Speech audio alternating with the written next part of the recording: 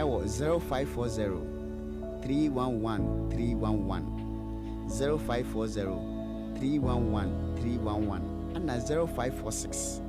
616161. Yebejo so nchechiremu ne branch na hodo de ben woni nyina no ibenya abotre na ye no wadi nkumo se yare enkoa na etete wemu wani njia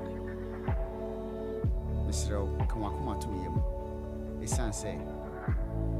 nyankopon edi 21st clinic abrel se be you were free amane ne atete oyewa ufam efa yare Shen so say yewo Accra, Kumasi, Tichiman, Nkranza, Wenchi, Sunyane, Brekun, Goso, Debiso, and Adriaboso. Yeduma Frijuada Ediquisi Memenda, so when eje a bibidro Honqua dia, and ye na a 21st clinic. 21st clinic and a clinic of your time.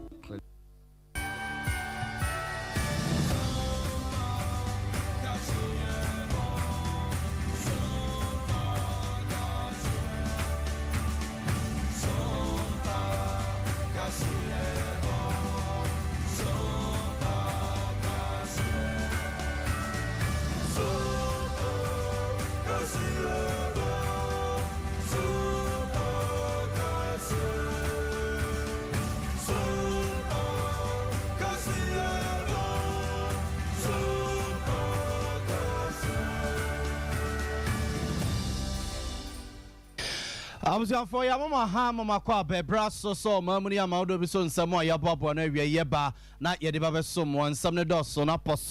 poso enie si ya mo kasa mra se bedwa ye committee no a etenase na nibi no epa GP apam no wo ma afifim no de atoga se wo ma ayankrata e de free senior police officers bi hono mo na ye de enkrata ye be kone akwa kode ho nkoma wie Colleges of Education Teachers Association of Ghana Diabasa atuatia one material na center mono woma sanso eji abusuafo enu anwumre beto dwase yesi fake doctor bi yache no o konfonochi aban ya sabia na wie akwakosi senie ye be konfonochi aban ya sabia na busuya yakwakoe di akwakosi pote asuya ya one mo shema kodani asetene wo ye die so na ka se one mo kyeresa na moto na centem one ye se wo mo betu die to ahiase no afedie o mashase na Kumasi Metropolitan Assembly penimpa yentete ne se ene watu mpasa Kumasi adum emyesi atakwa medan bi esisi adum ni ade wahyese ne nyina wo mu enwiri ngofom ene da sorry anti asempa anfa free go so traditional area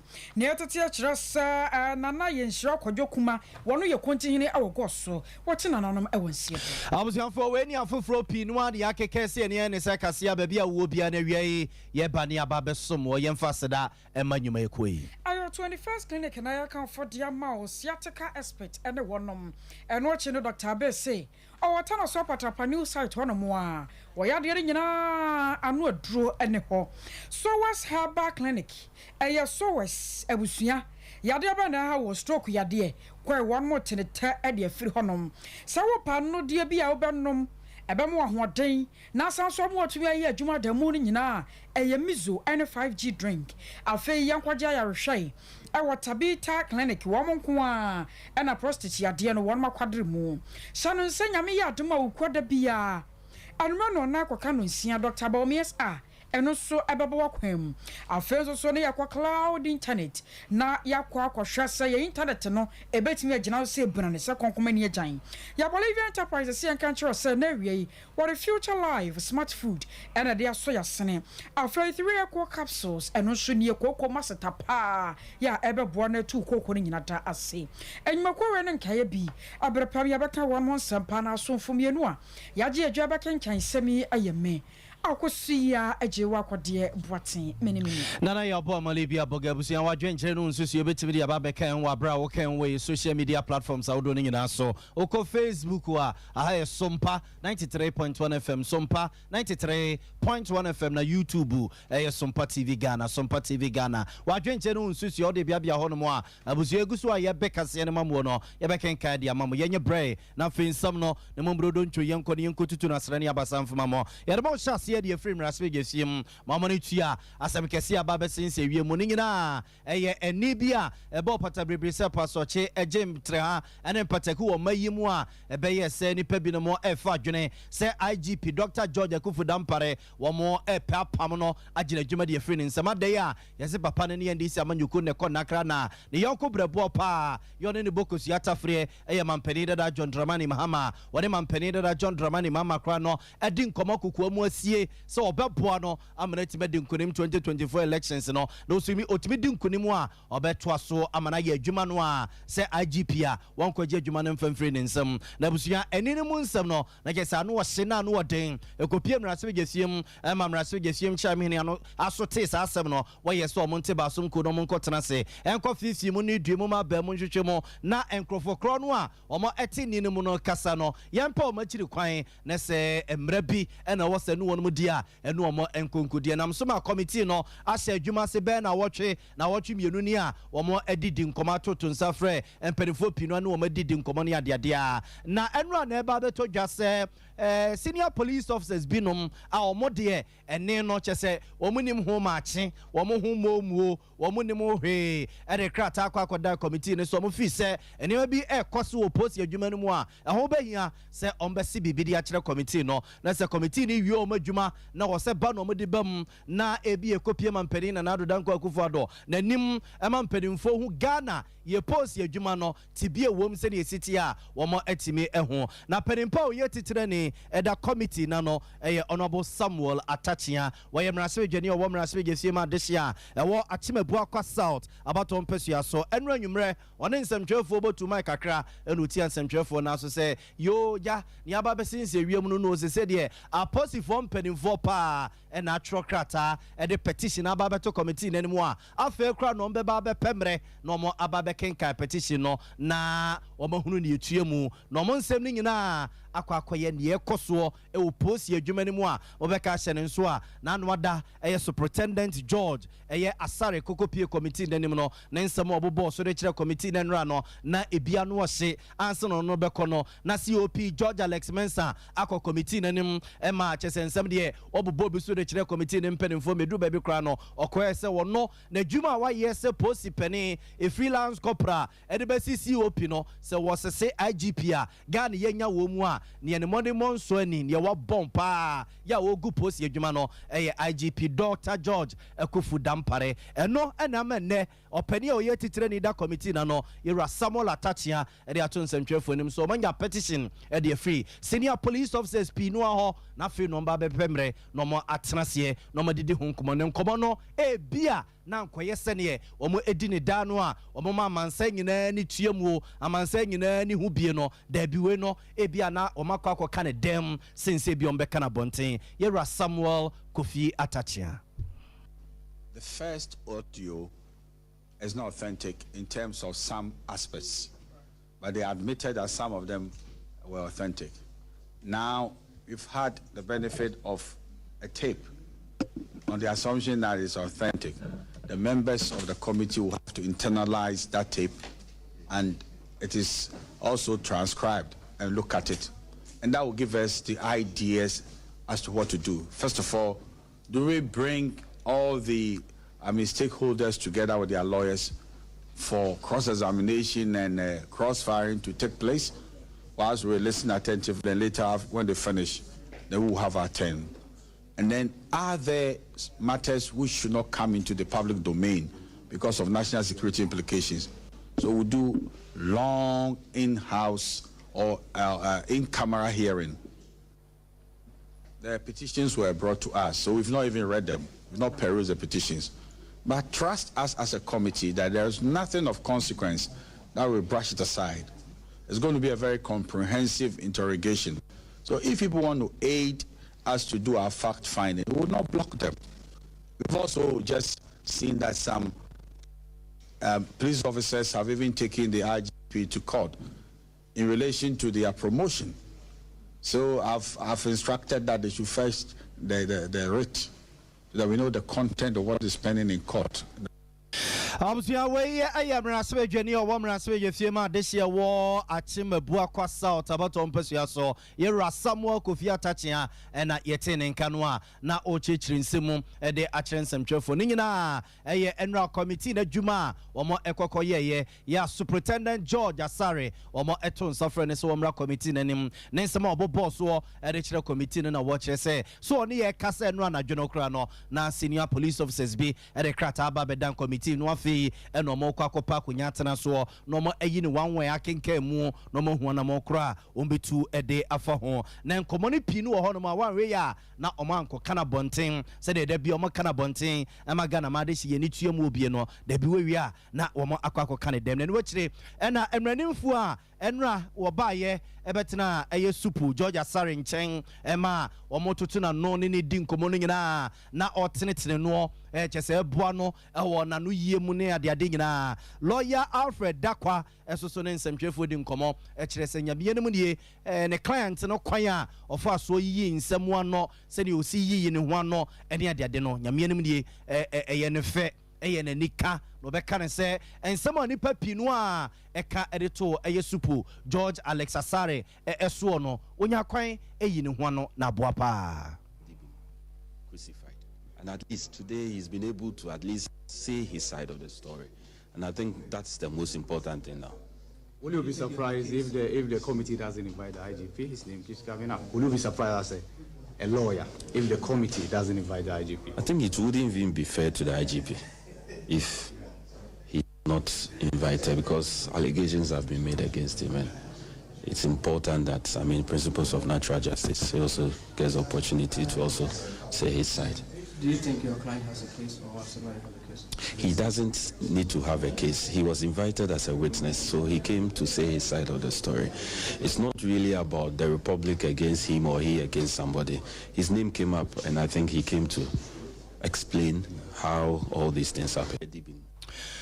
For way I am running for a walk on what you charge Super George Asare, lawyer Alfred Dakwa, and not yet in game. Colleges of Education Teachers Association of Ghana no a church for Kamuko ba koye wo my Ghana mu na wode ato na manfo no anim akirem se anto akwapem nyame yadom September bosom de to sonson na jo se ya wada edi animu no e wo se won nyina hyase se wo mokọ classroom na wo makọ akọkira de we aye tuate hronkon ye a wosana bosom de na dikai ni mu won mokọ ye na wo mo kirem se aban de won moka na wiase mu wo moka ma aban no ate se bosho we eya kadan ne nyina na yesa na nse mu na nioma nkoyie kura wo condition of service bi ni ade ana wo ne aban no tena se kan yenya ma aban no kura hye wo mo bose o anche kura wo ba no de ho dwuma de ama wonom na anche no aban no kan no eya ko esemfi apem e de ama wonom nti wo mo kai aban no sasa aban na ntu ho na mo a wo mo te ho atwea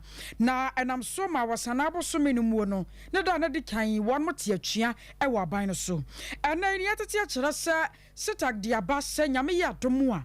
ya wade di animu na tuate ni nyina da won mo twen e dia sensen esanse won makwa akwoto aba e National Executive Committee abana won mo to ye na chese dodo no a adwene ko bankrom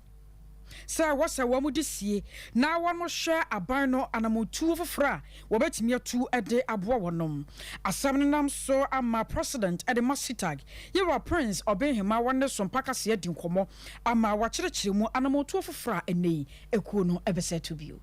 Council's board has held on to this position that the upcoming licensure examination should be marked at 70% pass. And the leadership of TAG has insisted on 50% pass. And lo and behold, I've received a letter from the president, a copy to me, but a letter to the Minister for Education asking for an intervention in the matter. As I see, last week, I had a meeting with the minister, and he has indicated that he will work with the council's board has held on to this. Abusiana na hyɛ no asɛm a yɛwɔ Prince Obehima wɔka yɛ no na nam so ma registrar Adama Ghana National Teaching Council owura Christian Adepoku na wɔkyerɛ mu sa ɛnɛ no wɔn ba wɔsɛ wɔn betumi agogo nneɛma mu a ɛde ama adesuafoɔ no sɛne ɛbɛyɛ na sɛ kwaba no sɛ empo adesuafoɔ no strike a akyerɛkyerɛfoɔ no kɔɔyɛ no sɛ kwaba sɛ bɛha ɛwɔ kwan bi so a wɔn de yie atumi ato yie na President Adama Teacher Training Association of Ghana Nana Kwame one also so akasai at Nsembi eto asose. In our College of Education, we've been passing. We've written about 50 to 60 different coursework papers that we've passed. So why can't we sit and pass for license exams? We believe that how the structure and the organization for academic content in the courses that we study in the College of Education that lead us to come and write examination and we pass. It's not as we see in the NTC. We don't have course outline for NTC examination that you're going to write. We don't have textbooks that we read from. And these are all logistics that need to be in place before we could probably raise the bar to the 70% we are talking now. I was attending Kenya area President Adama Teacher Trainers Association of Ghana Nana Kwame Nene Enyekuti. Abusian fe no abeka ho aye ka o se Sompa 93.1 FM abusian ye wi aprem to bre e ka se na nsa no bia wo bia na yeguso a ye de ma style bia bia no wadwenkyere no nsusuye obetimi dia ba beka ho abra o kan we social media platforms awdo ni nyina so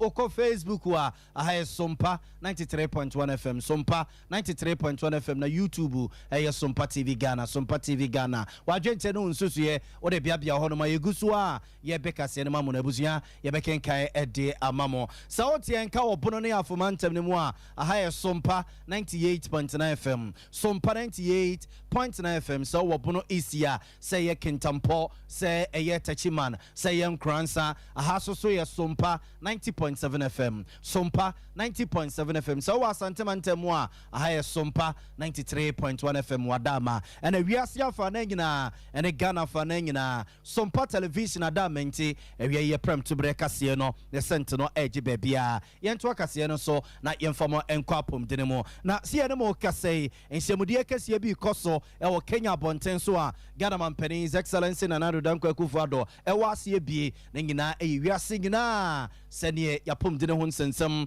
ebesi pie sita na jane na so kire ben se subonten mu kokunti na nam so ama se enhyemu we ekoso ewo Kenya bonten so enam so ma yuka ban no e de bose bia kwa mama be miensa Ghana ye ka ho alata Nigeria so ka ho e na Kenya man no e ka ho a yuka ban na kire se omu twesika be 50 million pounds na omo e de aba be pagya sa mama ye miensa omo apom de ho nsensem ama no egiregyina ye na nyina eye sambeka hyene so a COVID-19 ye ba be sense wie mu no kyese omo bia ni ho no mu a otimi ye se wono de wo tenase atwitwi nani se odi ne fiasem na yade ne emfa no ho ebo bia eka obia eno nti yuka ban na hunu se bebia ewiase na ba begina sese no yuka ban no ene UK man no entime entena sese odi ne fiasem wa bra ne yonko da enkonkoye ne da eno nti nam nam so ma omo akwakosi gina ye se be 50 million pounds de omo edi be ba Ghana omo edi be ko Nigeria omo edi be ko Kenya na apomdene ho nsensem atotoye ede ama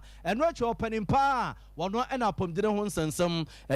wodi hunkwi ede ma yuka ban ne de atoja se womo ensusuye ne womo ni omo de atoto fom ya akwako pie se nyame amfa kwa mu a efiri be 2030 ho no mo kono a nurse fo ho be na pa a doctor fo ho be na pa midwife fo wom ho be na pa eno ena masankomo we nyina ama womo agiatum se oso mu twa sika binom e de kokosa mama bi ete se Ghana nom Nigeria nom Kenya nom na epeja womo apom de ho nsensem he ayi nurse fo e betete wo mu nyina no se sika ni bekwa ko hyehye wo no mo a doctor fo e betete wo nom sika ni bekwa ko rewra ho no mo midwife fo a ye betete wo mu nyina so no se sika ni betimi akwa ko rewra ho no mo na ankwanko ete se bia Ghana na etete na nurse fo Nigeria fo na etete na nurse fo na Kenya fo na etete na nurse fo wa bra ewiase nyina emfa onansen so ahwa ye se Ghana nurse fo edwane pa ebi eko UK dodo no a omo ede omo na echire UK ebi kwa America bonte so ebi ko Canada ebi ko Australia nom eno na ma UK ban na ye ne se omotena se e de omo nsa so omo da merefam etwitwi omo ne se penimbo de bia wayin from abone wa VIP bus mu na omo mpɛ ho asɛm anka de ne saa na ba wonu so saa na asifu ene UK ban to omo so mfa so eno na ma ho akwa hia se omo etabiri sika ediwura Ghana ediwura Kenya ediwura eye Nigeria eboa ama pomde ne ho nsensem gina ye na anesefo ene apomde adwumanfo a yetete wo mu no yetimi atete wo mu ama wiase nyina etimi enyo omo so mfa so busua we ye nhyiamu a ekoso ewo Kenya bonten so a Ghana mampani His Excellency Nana Danko Akufo-Addo wasie bi Kenya mampani so opani William Ruto wono so ewasie bi na Nigeria mampani so ewasie ye ni edi nkomo no a ekoso na chi ne bi frato bia no abusua yemfa enkamemo yeto akase ne so ayato ansam no so na fempemienu ne nwɔtwe 2008 ni mu ana Ghana ban ye ne sa ne baye na ohia bubro ye betimi ato ase wo ma Ghana mu enkonkoba se ohia dokoro manfo no mabi dida monten so ne ade ne ntino wode ne friend say livelihood empowerment against poverty ba elip enam so ama wato adwene so adwene hwese wone panyifo awodo bia wonom ka bia wom wonom nsem wo bia bedi nkomo na ya hwe hunu no mu de yi ato yi se ne baye na ebedu mra bia no betumi acheche sika no a ewa fiefiem ama de hye ho ato wonom ampani ampani nuane ampa empanyifo akwa benkrom wo no afra na gina ye no wonom tumi asie yi ameka sai asoe ye wonom hwe man kwadaa ne asetena mu yedie so womo de aba beto dwa echo say sa livelihood empowerment against poverty ya wo hye bo afimpi mienu ne nwɔtwe no afei na ehyasie na ehyasie na enra da September bosom da na to so nan na soe no hyase se wo mo ade sika no eba be kokɔ afiefia hodo mu titiru wono mu a wo mu nibie wo hia dokoro wonom na ne nyina da ya betumi atu wo hia senti no wonom akwa akɔkyeche no shope na obi bia da ensa atumi akane de asoe no kyerɛ mu se nyankopɔn yi adomu a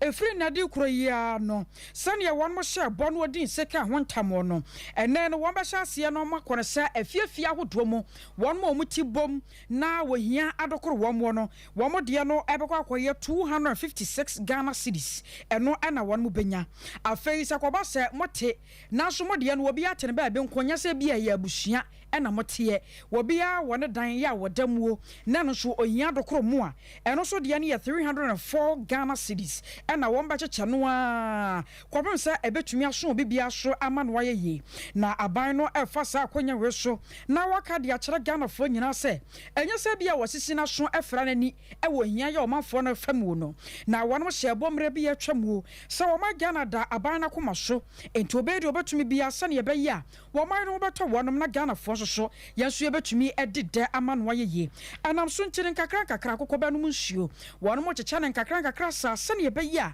wohia bubro ya adokoro ma Ghana no ebedu mebi yenhunu bi empo bi mu abuzan for yento ansam no so mfama mo na yemfa mo mfiri atena ye hwe ma enkwada ene amansan ye yo ho nsensem so yemfa mo nkokonfo no chaban ya sabia na enura ne beto dwa se bomba adwumanfo a omo konfo no chaban ya sabia chi abremu bi a yesi wadi mfie be aduonu nkono 29 years ya the din a ye de ensa kan ye eye William Cyril Cohen and the so nyazem ketro William Cyril Cohen the din eno no na security for more comfort chaban ya sabia ena chi wura yi ade ya waso ye doctor wabra security for no so when ye bia wodigina hono mo no a won ho nse doctor ni ene wonye doctor ni eno ni bibia won ho a edi adanse se wo ye doctor ni a wo ye adwuma wo konfono chaban ya sabia enti ene ni pamro memamro na jese akwa no fifi bone ahyase a efri no ho ano mo ma no so ene paka ene aposifo atena ye kese a ewo kumase Central Police Station ewadum ene omode owura no ekokopia ase ene mo kase fisimu ene nkomo pinu a ekoso ewa aposifo atena ye hono mo na abusuafo ba say you know ana some perfect nsem twefo pensmedu kata remnant ye ne say ye de asem ne basa no a ye fisimu de mu ba ba mu hwehwem na ja ye de ani kokko hu bia ya no pipripi ye de aboso de ya kire mo eno nti ebo pirimpanimfo a o konfo cha ba ya sabia ekobusa wonom so wowura no a enro mo chi na nwumre no eno kre se wonye dokotani eno eno ho dokota eno ne nam hono mu a just say wa mam any wa mam for aku wa mam pani agu mo hey edio opedi come from pon and a hwani am said din komo e ma konfono chia ban ya sabia ne abusua enkomo sei e na ode eto yanim Kaya hua unti me fry you will team based system teams nyina no umunimbo list I generated from the medical director and I also confirmed in a training institution in almost all the cases teams trainers and no former students and constitute a team to be a medical school from first year watch what yes we be our becano and system I say busia system Inti any possible say won come one in the mood na all of a sudden wa beka team ebi intimate so conformity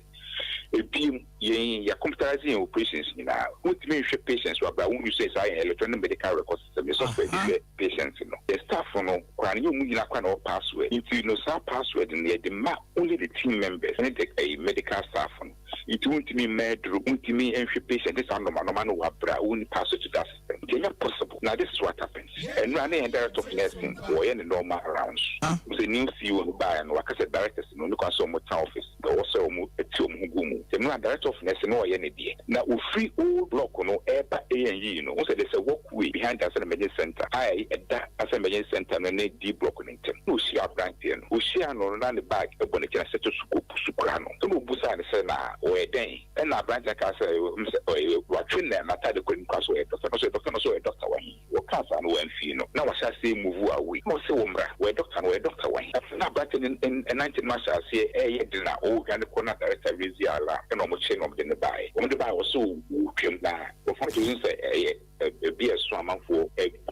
say quite to more or the shortest week most no I think no friend no son who got the movie from one who say there's some can so and now the police authority hospital police and almost so at the Nakoma Central. I was going to wear your penny coming from Paul Renia Mansai Dinkomo, Emma Conferentia Banya Sabian and now watching some more a day extraining to run one. What the bed 29 years ya was why your doctor say 1 year doctor, paracetamol crano, one who is any ye see Efranefa and now one more Edwano na because you are near me who a say one more chin no, send one quack will be pania. Wakuni panu. Hey, your word in a way. Or doctor, as you say, Edio, trust way. I will say, I told some so now another young Sompa. Our friend for so traditional area and no our have for Mantamo. And I know Pewa Broma here, do what she what's another jamu, a wadiachi, a beer so no. And as Sarah was semi babato, just say, Quantine ya or no, I will go so. Nana yen shako jo kuma, Papa no watching anonum ewo and seado. Bass and a friend sienie, and nana two niprum, Edin as a fogu no quano, a yes, or two pasaka crabba. A jawmunim sakura, one crowd one said them piesa. O pie kura so na wakra em obi ehunu ba bia wokọ na we de na de akwakọ ese obi na ma wose o mihia no ha me hunu kura no te abobo yam me hunu no te wem saa baba pa na ekọ enti wo munim se anya hwe kura no ebedro no menu nsia de na nka akura ba fie no oba beda won mo hwe na kira kwan hwe enu menu nsia na de ya che we akura ama no se asemi twetwe aso yemmo nkwankyere nkwankwa amranti akenkyere wamte wo mungumu a akura na da wo yi akyese abusua akwakwa ya ahometesem asem no nam so ma na no pay ade akye bia adwumade so no wo man ye odubu akye watwe pini ne ba panyini enne di nkomo bisa ne sa so asem no ankasa sisai na sai ankasa no moteye se papa afrimui Nkwadanu enyimre around 10 na Mr. Mother efre me say me olu man kwa fom onyambaye na e na won because onyambaye because wan fa ni moto anko ni moto de bi ode kona fom wan fa anko enti o kan na me nim say bi a oluman de e bi a okoye no waba ana okoso ba bi a wo na ade because empanyifo de e bi a otu kwan a ne ba bi a no bekra but ana otu kwan so na be cha me so ma so this time around wan ka bi an chemi bi a onko ba bi a enti na de chien ya woda no papa ana Mr. Mother ne sa afre me say ba fie still na me nua ba ko eso okwako dware enti oya so okwako dware no ohwe na ne dan safoa ode agu ba bi o mu behu enti me ma me ne frɛ me a o ka sa asem ne kyerɛ me na me se da bi ene e wo se me tu asem no wana mo mu ententem pa na mini na dan so fo ba ko na me call no say me olu mai yes wo ko afo mu nyamba na okra so be ko ba bi ana ana o se de ententem pa na ni moto na o de ko afo me frɛ nipa na one ne bɔse no so on ni mafo mu enti o ma yanko enti ye fa ne moto no ana ye ko afo mu straight enti ye ko dura afo mu ho no ye ko to ensuo sase water ana banku ba ko na nkwan enti ye dura afo mu eno saa niema na ewu ni ekire ye nse odi a waba ho enti ye tra hye be hwe afom wa but ye hwehwe ye no ye hu se ya do baabi saa do no omkodo ye ni nyina omkodo na ebena da ono onko afom ukoda wo ye ne den onko afom ukoda tama no di ahensema no okọ up and down ni nyina no se mene no wonkoma mene no wonkoma ofra me oso kwabna so ba hwe me kra na wo ba fie ukoda ehu hia so be frɛ me because omra na me ofie enti ne ma ni nyina enim se wo ba ko hwe onuma ya ene wo bo ne time na onya na wo de ukoda de wo pa mfrɛ wo nko no ote ne demo na nkomo bia no na kwakodi but this time around yes onuma ya ko afom ukoda efu se mani fia me hu ne sada ana ye tie hugu mu ya wada no ehwehwe ye ana ne sofo Mr. Mother ne sofo be ka ho ma ye nyina ye ko forest ho hwehwe na before say be duru forest ho na fom no akura na ho ne ye fa na akwaduru ye ko hu akwaduru hene ana ka kire ne say ne yate ana so no kwa ukora na ohu no na oba no pentamako enti to nsu 1 cedi ana kwa kire ne ye bete so to 1 cedi pe enti so no to na okofu abobo ya ana abobo ya ne so ni si ni junction enti na say asam ne ntiri ye trim ana ye bo dawuro ewo akwaduru anwanwa na mfama say omu nyina mboaye enti ye ko ya woda na ye hu no ye ba efie because of fifie ene be ka kire anadu tumwa ohema no ene ne kasa ye ene na nadu tumwa say okay ene ye nko formal police case ento enti ye ko ya police case ne ya wada na nwumre around 7 ene ma police fo na so teye okwa afuom no patrol fo ni hu no patrol team mo sa akwan ne so hu no enti ye ko no ka say ye kwa ye hu say otia abobo ya ma okọ abobo ya nam so ye mfa nipa ba nam so no tiru binti ye ya abobo ya ni anya ne hwe ene ka say so mfa na nanko enti ye case ni wie no efia na no papa ena akwaduro hini efra akwaduro embrantie nyina efra anyanwa embrantie sa emfa ma form am antimamba ye nipa ye hia ne aburo nipa 100 eko 150 ene ye tie ewugu eponi ye hwehwe na fom ho efro kokwaye na no nyina ye abu ye hu abusuani bia ho ye hu ade achen ni fiada so ne memenda so ene ye sha frɛ ayifo ni nyina embrantie ni nyina no ye sha tie ewugu mu sia ko hwehwe no ye hwehwe na ye hu no enti memenda no nwumre around therefore ano yenya ne ntia say ebi mu so mahuru e wo krobi ya fa no kwakudu ya krom omu okura cabbage ba ko cabbage na okọ panyi ba ko so osi ano no ano so ya ha kwan we de ekọ em so nti betra moto no so na yenko ano ka chen so on ko ba bia na opengu mu ha ya ba bi na ye no hu ye nti omu de mu nikan ana moto ni tukoye enti okọ na nim kakra na papa bi so ote na oso ohu no atade na papa no describe as atade na na hye papa so oduro no man ne sa so no so man ne sa so no twem koye enti nipa na ohu no tie say yesi obi ayira nipa no ko duro ayom so ansa na obete say yesi papa panyi bi ayira na ye go so continue ansa no no assign na chi eba ta kwakudu akro eba ka kire boy no ho na boy no so no boy na te mantam no so sene ye hwe no ana mo frɛ me ana mi nua no baako ne nipa miensa ana yesa 2 car ana ye ko enti enya nipa miensa omu gitum se omu hu no ene enti saa de no ye ne nampotam ho nyina ya hu no ene ye saa ba ye chi ochina enura na ye kwasiada ye saa kofa na afuonim efa ne ye hu ba bi a enfa bi enti I think say Sunday na ade be che Monday no ena abusuafo no bi ka say omo go so ne say omo be ko hwehwem enti because ye ne abusuafo no ka say asema abusuafo no nya ka ne say omo ya amanmere ne amane otiase obeba ye so okay yate ene ye so ye because from ye wada na asem ne si ye no ye da forest wa be si ne Monday ne ka say enko because say ye hu bibi say onuma na otiase ahefa no so wa free mu so ahefa no dan enko hwe enti abusuafo ne ba mu abusuafo no mo so search team ne ko hu no omo ba mu Jordan enti Jordan no mo so omo ba mu no sa Jordan no mo ko hu no ebi mu say okwafo mu say ehun say moja me manko hu body no police eyewitness okohu body no meni na ejina say edi nkomo na police ni panyi na ono so ko hwe body no eja ye hu body no hu ba bia ntiye ne hu ba bia ntwaye obi amu ne komu muye na tade ehye no ne mpabo ehye ne nyina ahye no ne bag ehye na ode ko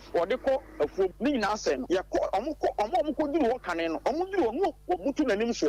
nanim sa na ne waba ne nsam sa bibia nkyere se wapre ewo ho police for no se omuhu se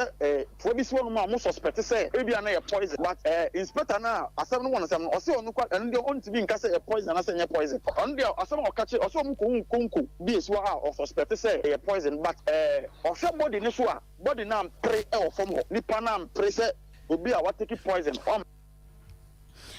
I was saying, I tell you, and I in Shirako Jokumaya or no. Why you continue or go so traditional area when you're baby queen, about penning, and I and Kasaya now which she went to cry, one so at tea. I was your former free goes up on Tensony and Fabum Ras and Tamantama in Kumasi Metropolitan Assembly. Now, see animal Kase, Kumasi Mayor, Yera Sompa. Ena otum pasa kakra ewo Kumasi Abonten so nyina we kwade ne pasa to no koye eye Kumasi Central Business District no edum kejetia ene ne Central Market no eno ye na dwene se wotum pasa na eja enko ese da bia obetena honom ama krachefo na baba se bibia e de akere no wono anka se ekọ na ne ne kotwa wisa no ne tia santam wo de akwakọ ese ne nemasitie ewo Kumasi Abonten so na busu ne onamu no a Kumasi Central Business District dum no ena yekohu se kese ye wadan bi ohonom a amanfo de aye stores so ni patimu a akwakọ ye owu atwede se nyame amfa kwam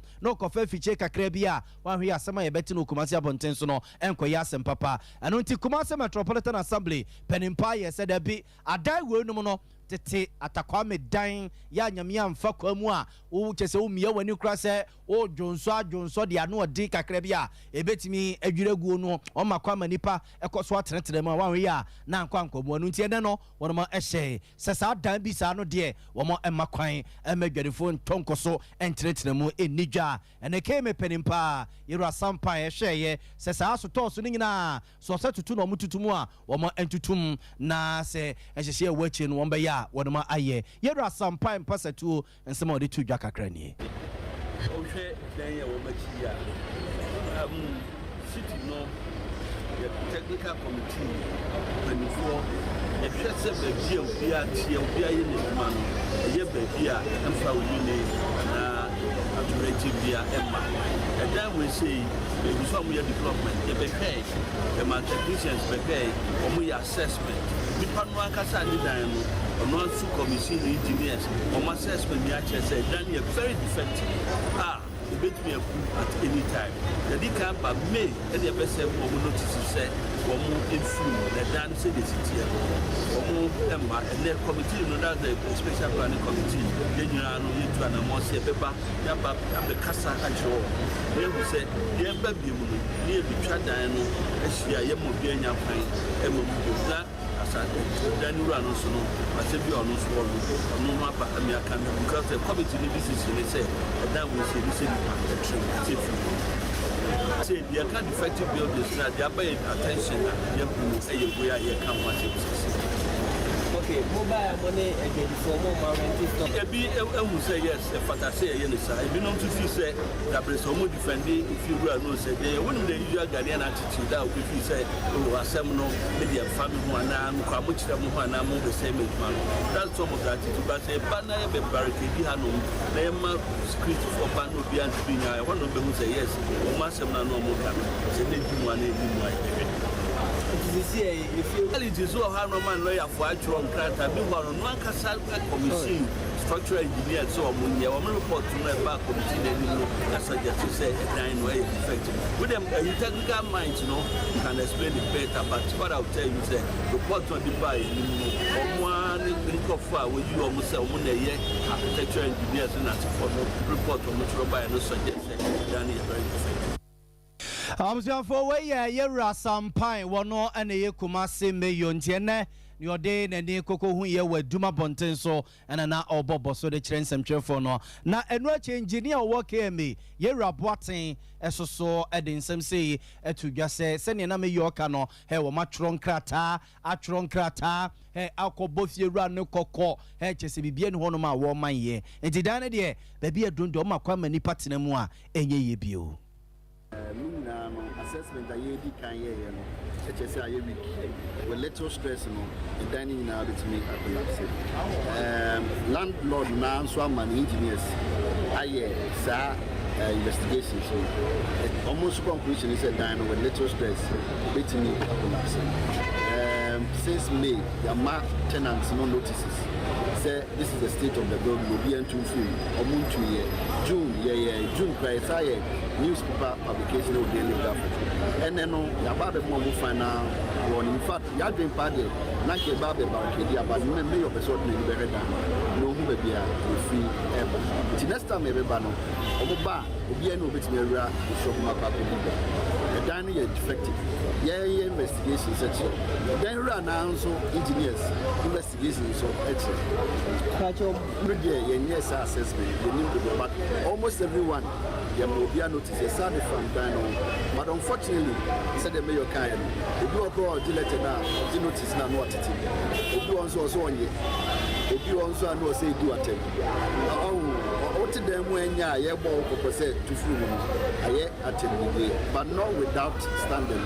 A dino, the Bugua assembly, and Pennyfobe Freya Mayakasa. What is supporting in our boy, and Tina and the enemy in our Bassam Meridan. Namu Shababia, a free Bassabaya. I was your phone to where a planning officer or her planning Honson some so a Kumasi Metropolitan Assembly, Yura Boating, and a na or church in Simo at the Achern some cheerful on the air man so Yenya Ebenezer Usu and Sa and a Emranak may your air corner na Udinachi, Yenin couldn't come on. Eben Mahe now here. It is a say a dine na ye can one seven nipa no mo pamo mo nyina afiri mu anase bia o mo da so agum a o mo titimwa me da se libya boga said the wedding card ya to Ghana sa pepe everything and then na no pay no e ke me yo e bo apro kumase na bia potia e dan yisi e ye bia e wo hwe po se golena any Sambra hotel ho pepe e ho na sa dan e wa abra sa e fiwe o matu na fua bon kokwa ameno ka se abesi sabre wo mu entimi enye hwe mfa ho na Libya boga wo hwe e dan na nkasa na e ya de se ampa e owu atwede atese aka hu bi amampanifo atu hu atwede sa se Osha a dina nkasa suru ni nyina etimi ebubu atese akwakọ ya homete samu e de dina nkasa okọ na chinfu so a cracks bebre ababa bedema enu na enam suma wo mu gira so kire se e dina wo muntu eti sese amdo kasa no na watwi ya awie ekosi fiada sa edwadifo wo mu nyina no enyi wo mu nyoma nyina efuru enye sa de a edwoada ko no de o baba be yi nyoma nyina e de free den mu no ma barricade ho sense edan no ya kwakoye wu atwede a sesi a no se ye empanifo antu ho anamo a di semebre na beba e wo hase atese aka hu bia mampanifo ase o mu se nyame adom efiada pepepepepepe edwadifo o mu dan no mu nyina no wo mu yi o mu nyoma enye de emfiri na ye nuanom adwadifo bi mu so wo mu ho no sebi base a na ya de se wo mu twa da party se nya asem keto a wo mu di letter ekomo wo mu nyina na ya de se adapa wo mu twa no enya asem keto a na nso so no me yo bae no wo ne wo maka akwakopem se nyame adom a efiada wo mu nyina nyi o mu nyoma mfiri se be ya edwoada o metima ba be barricade hu nyina edide se de efiada aba be deadline de amomu na edwoada o ma ba be barricade no metimi adi molise adi afiri ho a sese amero ka se de edwadifo no ani gu kokotomo jamsan se efiri na akopim fiada de akwakọ ya homete se adi amomu e wo ho party se nya atem keto libya boga Ebeneza na efiewura no wo he na efiewura no wo ho emra mayor ne mpanimfo eduru ho no na efiewura no wo ho ana libya boga sese amero ka se de efiewura na ankasa no enam se first anobaba ye ewo osa efiewura no na afensuso no assembly no wo mo atimi atro nkata e de akwakoma no bebe se emfiemu nie esusu papa nye na dwese oba no atese woni wo maba be oya no no suso no wo de court action ekwakọ na KM4 enu na nam so ma KM4 ye se wo mutu independent engineer amoma akwakọhwe anokwase bo kọhwe no e ya de kire se na dan wo mu ntutu nyina atese ye mu dan ni firi wo no ankasa fiewura no engineers kura sa akọ ho a wono susu wo musu di sa asem na batu ga kire mu se dan na nkasa o say wo papa no ebu free wo no wo si foforo eti se am no kasa wa abra ye gogo pie o na nkasa de efi ura no kwa de wa si wo pra mama me care me of care me anim kura ene panifo mu free care me ba wa si wa mama hwe mu anim kura a se am no kasa no panifo asese juada nyankopon ya adama o mekwa ko barkedi ho nyina ebe odi amate me enfie ni achire efi na nkosi ni fiada ene ne juada no a wo mo ebetu adwadifo no afiri mu no me enfie ni achire wa yeda sepa we ebeti ekotie besiafo nso be Ebeneze wusu ansa ene ne wotisim adum free man kranso sa tisimu adum woni wotisim za na gare wo kwa onu break bi anim ene busia yakone nchen a waboyen amane na Jibe Traditional Authority one mo so Afran Central for Edensembia to one manim o man hene ye wo Jibe aye togbega gabusu ya wotoso enson na wo kire mo sa nyame anim ni nsam ha pa na nsam no aha ne nyina no yesa na nsenta mo ntimi hunu de wo mo de aya aposifo sori o mo de o mo so eto amani pa ba senson na awu aposifo a wo mo ho ikropon ni mo ensam enam so nti wo mo fa wo mo ban kra chepanyini a wo no ho ikropon ni mu yewra nobo Daniel awume eso na to mampanyin na do so we do mo sra no a won pa bajokuo na ne yekoso e won potamo no wan hyase nyam hwehwemu empanyefo kire mu se ene kurampo no enipa nso a won mo firi mu na kwakwaya areho sem papa sanse wo mu ni made aposifo de ayo mu yenim se agya anka posi ni de wo de ya no se obabo ban na wo hwe japade so wo mo so de ende da bi ena yekum nipa wo kina yekum nipa arecha yekum nipa eno ne ade o mo de tempotamo no mu a akwakwaya homtesem ye papa na wabra togbega gabusu ya wotoso enso wakasa no ene wodi to dwa kire se won mo hia se ye pa abajokuo no krampo no ene kwa se won mo ya abamfo na mo mankrankranfo won betim de no kwaredia ye adwuma na besa nafua enkono ntamo na se aduokono ntamo no won mo nsa betimi aka resource no se ne be ye na ne kyen ya ne manfo nso asom betumi adwono. This angered the police officers who stormed Wimbledon town and vandalized properties and set fire to 41 motorbikes, smashing 7 cars, 1 tractor, breaking into shops, destroying fridges, shelves, and looted items in the shops. Amid sporadic shooting, teachers were assaulted and their mobile phones smashed. School pupils were threatened with guns and locked up in their classrooms.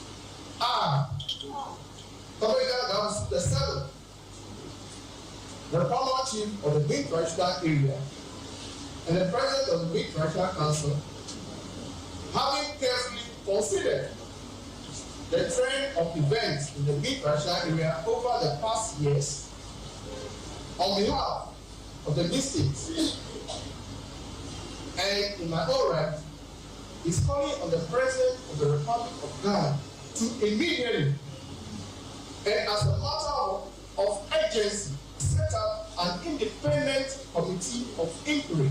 to investigate as far as past and current events of police brutalities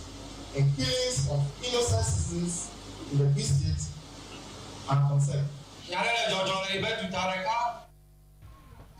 I was Yana Chasano, no man, no, I watch be no hohoi croponimu. Togbega gabusu ya watoso and son. I was your general so near Tonkrato, your body a catchy and a dozen.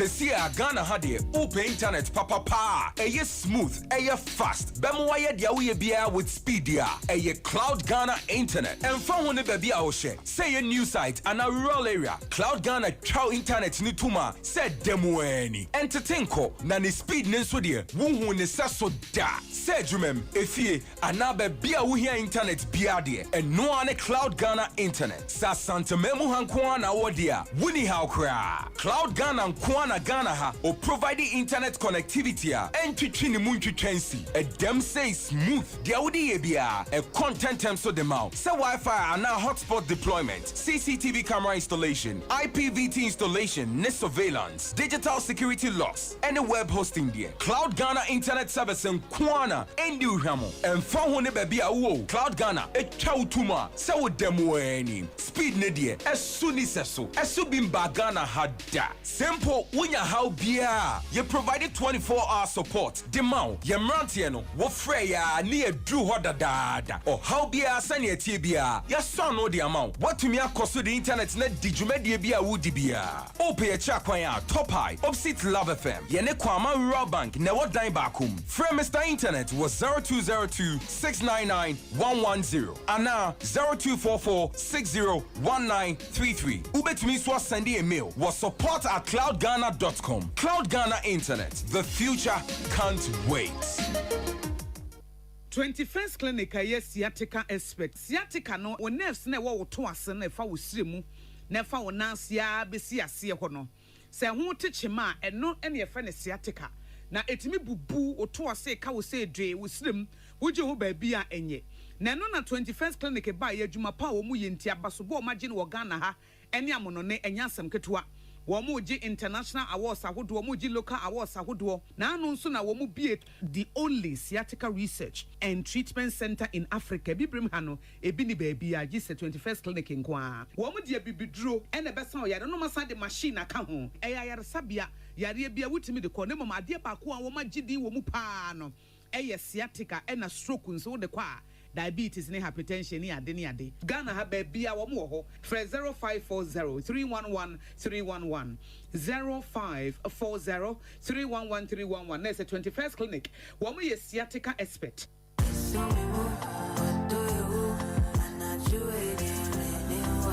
What to do? Ama, afei na wo hwehwe wo do. Oh, medofo pa. Ntawantawa bi wo ne udofo ntemu ana. Oh, odo somimo. Odo somimo. Oh, Jay. Sonim se medopa. Oh. Jumedie iba wakwemu ya wada na jubia. Efri nundu dikosi dumienu. Ewo Sompa 93.1 FM. Kaise eye odo somimo. Metro wo Jackie Chan movie. Yeah. Abusua for esaso mama kwa babio eba Sompa 93.1 FM. Yeah, we are prem to breakfast. Yes, we there. Sompa kasiye. Sompa 98.9 FM wo Sunyai. Sompa 90.7 FM. Wo Enkransa Bono Isman Temnemo and Sompa Television. So na busia money egusua moshei. Yeah, the asede maso west back clinic. Yes, say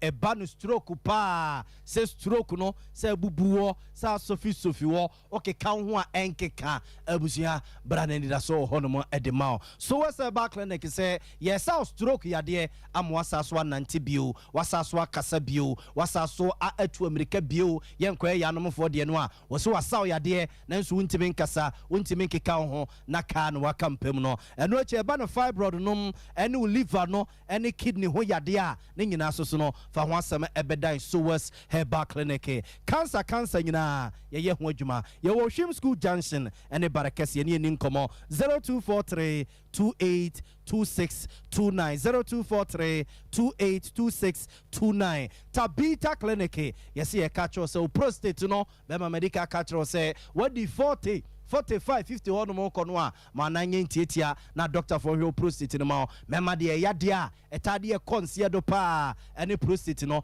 edu ti sabresa o jonso na ti ya wom o jonso moje de ekire o jonso o ten kasa jonso ntimi ma agesa o chemu ansa na ba ene kura eba no sope no ne ade a abusia prostate no ho ya ka for the kire Tabita Clinic ni enhwe prostate no emfa ema eno che diabetes no so say type 1 diabetes say type 2 say type 3 say the city bia aba be ye kwankro Tabita Clinic sebra na yenhwe emfama eno ache so liver no yesi nsuo bia begina ho nsuo bia ba begum kidney no so ba bia adro no yesi age transplant ya na nyina Tabita Clinic sefa wadwuma ebeda ye ne yenhwe emfa ema Kumasi o sofla alignment wafru sofla interchange no a odo na ekire patase no alignment opposite no ma yo ho ena enkran so no yo Madina yo Watakwa ya watakrade esa so ewo sunyan ene eni nkomo 0260 1962 190260 1962 ma mi abe osi awie watena se otano so patrapa new site wono mo na ebusuan yade no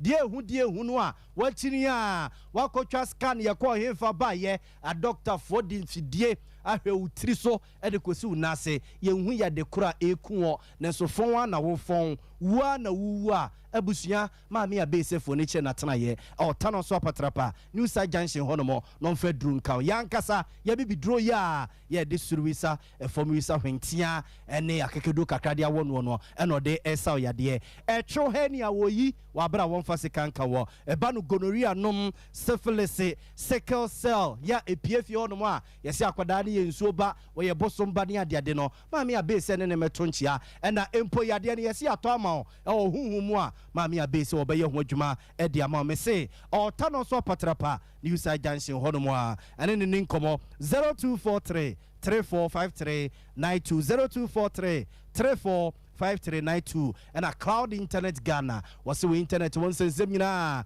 fabedano na onhye emaope internet ya eye fast eye reliable na bone dafom inframa na efa kura ebegina so inzo na etokura so a ebegina so awia na eba ebegina so de ama ba bia betima ye adwuma cloud internet Ghana and ye kan for de ama wo eba na CCTV camera installations no digital security locks no IPVT installations ni ade a ni nyina ye ho Wamo ewo Kumasi Tech ya top high hono abrosai no a Kumawuma Rural Bank wom na ye opposite Love FM no ehwa na ye wo fra 0244 6019 33 0244 6019 33 na ne cloud internet Ghana eni enkomo koso ya to ase njoaso 21st clinic ni ye kan for dia mawo 21st clinic si an kan show say wo mo ye sciatica expert pa sciatica no to asentine no atwe wo no e de kwa na momo no wa hwe ya beka so obi na eye o enye obi a eyade Fako 21st wo mo na akwadire mu wo ma bi mo be hwe kama de mfidie be ginegina wo so no massage wa na afiri ho 0540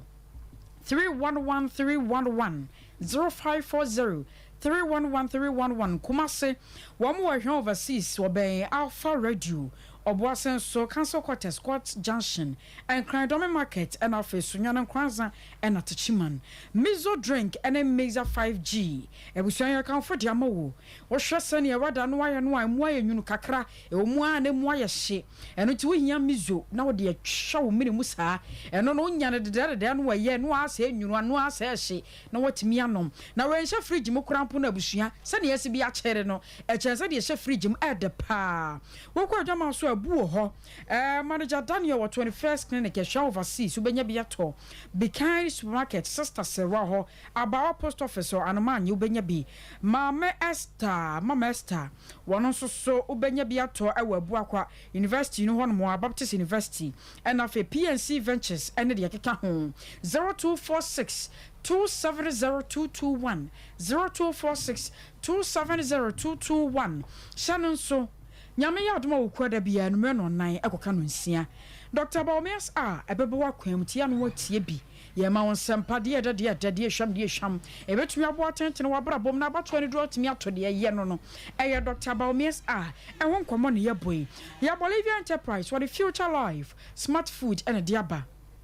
also 23 vitamins and minerals, 19 amino acid, omega-3 selenium, high energy protein, dietary fiber, shemase chomebebo pa. Your future life smart food honum, future life zero, future life oat, future life protein, smart fiber, and afi mortabella. What cause of fly alignment on my one multi home dish anymore? 0246 010150 0246 010150 3 herbal center and 3 core capsule capsules saba ene koko nti yesisi no abusuese agina shopa usisi yade no koko no dodo no a o ne fiber no ejino no 3 koko capsules koko maseta na ntumi mu a wantu ni nyina senfamfiri ho na sisi ne ntumi nyina dwuma sane sene fata okoko na ka bada ne heba mr ba pidan ko benya bi ato ya wo ma ne 0246 107 107 0246 107 107.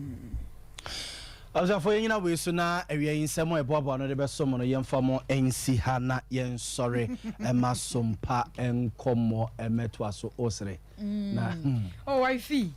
chai is it easy o koyo ma me yiba na wa hu se o dofo se san abam no no eye no a is it na cheda o to mulan cruiser ye za getwa oh se me abi o senti na se na asaba ye twai asa me o se na o ma de tushio mo we want to this canon se o ye no wono waist bag ya na ebia ne ntuma na mi mu me be yansi ye na me se be bonza ayo say ye kwa nesi wa ni ana be ya die yi bude ja no abja mi fancy oni ne so matwa so be de ya bo amale bia bo gawe me ne akosia eje wa kwa de boate